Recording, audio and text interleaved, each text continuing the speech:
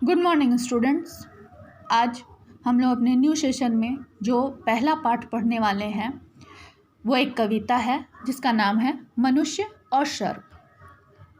इसके रचनाकार हैं श्री रामधारी सिंह दिनकर।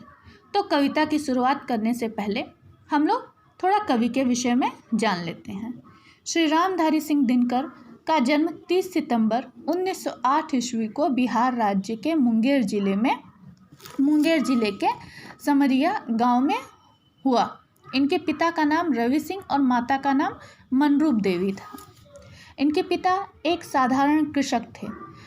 जब 2 वर्ष के थे तभी इनके पिता का देहावसान हो गया। इनकी माता ने ही इनका पालन पोषण किया था। दिनकर जी की प्राथमिक शिक्षा गांव में ही हुई। इन्होंने मैट्रिक शिक्षा मोकामा घाट के हाई स्कूल से सन 1928 ईस्वी में और सन 1932 में पटना कॉलेज में स्नातक यानी कि BA ऑनर्स इतिहास की परीक्षा पास की। पारिवारिक परिस्थितियों से बाध्य होकर सन 1933 ईस्वी में इन्होंने एक नए हाई स्कूल के प्रधानाध्यापक की नौकरी कर ली। सन 1934 ईस्वी में वे बिहार सरकार के अधीन सब रजिस्ट्रार बने। सन 1943 ईस्वी में इनकी नियुक्ति युद्ध प्रचार विभाग में हुई। सन 1949 ईस्वी में इन्होंने बिहार सरकार के प्रचार विभाग के उपनिदेशक और 1950 ईस्वी में मुजफ्फरपुर कॉलेज में हिंदी विभागाध्यक्ष के पद पर कार्यरत हुए। सन 1952 में कांग्रेस की ओर से वे राज्यसभा के सदस्य बने। सन 1964 ईस्वी में इन्होंने भागलपुर और विश्वविद्यालय के उपकुलपति का पदभार संभाला। बाद में वे भारत सरकार के स्वराष्ट्र मंत्रालय में हिंदी सलाहकार के पद पर नियुक्त हुए। यह है दिनकर जी की माता पिता, उनका पारिवारिक जीवन और शिक्षा एवं उनके कार्य। ठीक है, अब हम लोग कविता के विषय में बात करते हैं। आज हम लोग जो कविता पढ़ने जा रहे हैं वह महाभारत के युद्ध में कर्ण कौरव की ओर से लड़ रहा था। महाभारत आप लोगों ने देखा होगा। अभी लॉकडाउन जब हुआ था तभी भी महाभारत दिखाया जा रहा था। तो महाभारत एक महाकाव्य है। तो महाभारत के अनुसार कुरुक्षेत्र में कौरव और पांडव दोनों के मध्य में एक महासंग्राम हुआ था, एक युद्ध हुआ था।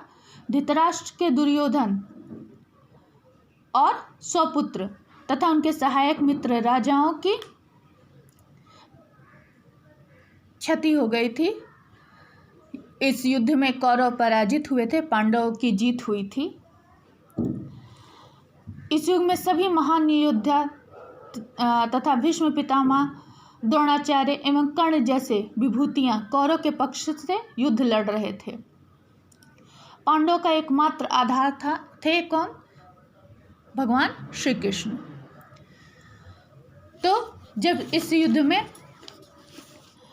कौरव और पांडव के बीच में जब युद्ध हो रहा था तो एक दिन जब कर्ण अर्जुन से युद्ध कर रहे थे तो अर्जुन के जो पूर्व शत्रु यानी कि अर्जुन के जो पहले शत्रु रह चुके हैं अश्वसेन नामक सर्प ने अर्जुन का वध करने में कर्ण की सहायता का प्रस्ताव किया, परंतु स्वाभिमानी कर्ण ने न केवल उसे ठुकरा दिया अपितु अपने आदर्श, चरित्र एवं आचरण विरुद्ध कार्य करके अपने पर कलंक लगाने से इनकार कर दिया। कर्ण का यह मानवतावादी दृष्टिकोण कि युद्ध में सर्प भले ही उसे विजय दिला दे परंतु सर्प तो मानव का शत्रु है, अतः यदि उसने अर्जुन पर विजय पाने के लिए एक सर्प का सहारा लिया तो वह आने वाली मानवता को अपना मुख कैसे दिखाएगा। आज हमें बहुत बड़ा संदेश देता है यह कविता। ठीक है, कि भले ही हमारी जीत निश्चित हो जाए किसी से दोस्ती करके, मित्रता करके, लेकिन अगर उससे मानवता की हत्या होती है, मानवतावाद की हत्या होती है, मानव कल्याण को एक गलत संदेश मिलता है और इतिहास में अपना नाम अगर कलंकित होता है तो हम उसका साथ कभी नहीं लेंगे, भले ही हमारी पराजय हो। यह इस कविता में कर्ण के माध्यम से कवि ने हमें समझाने की कोशिश की है। अब हम लोग कविता की शुरुआत कर रहे हैं। चल रहा महाभारत का रण, जल रहा धरती का सुहाग, फट कुरुक्षेत्र में खेल रही नर के भीतर की कुटिल आग, बाजियों गजों की लोथों में गिर रहे मनुज के छिन्न अंग, बह रहा चतुष्पद और द्विपद का रुधिर मिश्र हो एक संग।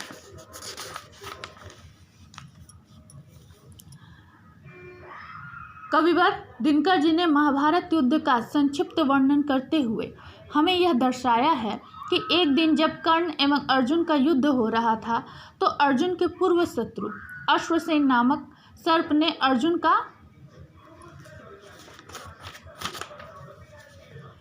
वध करने में कर्ण की सहायता करने का प्रस्ताव किया, किंतु वीर साहसी कर्ण ने उसे ठुकरा दिया। क्यों?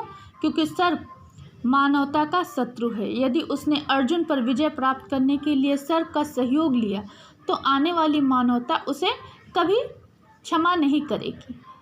इस प्रकार ये कविता का एक प्रसंग है। प्रस्तुत पद में कविवर दिनकर जी ने महाभारत के भीषण युद्ध का वर्णन करते हुए कहा है कि चल रहा महाभारत का रण, यानी महाभारत का युद्ध चल रहा है, धरती का सौभाग्य जल रहा है। युद्ध होता है तो क्या होता है? रक्त बहते हैं, धरती रक्त से लाल हो जाती है। तो ये धरती के लिए अच्छा है? नहीं। इसीलिए यहाँ कहा गया है कि धरती का सौभाग्य जल रहा है। कुरुक्षेत्र के मैदान में मृत्यु अपना तांडव नृत्य कर रही है, कुटिल अग्नि हर व्यक्ति के अंदर जल रही है। भाव यह है कि कपट छल से दूसरे मनुष्यों को मारकर अपने आप को संतुष्ट करता है।